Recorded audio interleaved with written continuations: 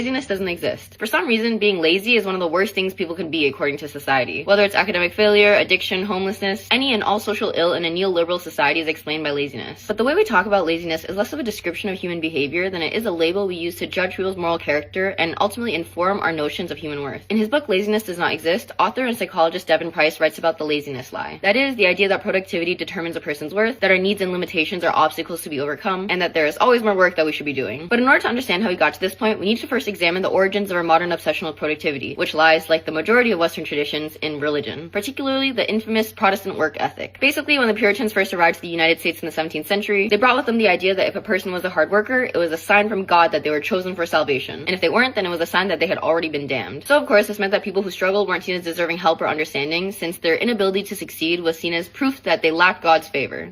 I wonder what else was going on in the States at this time that would coincidentally politically benefit from the convenience of this divine message from God. Slavery.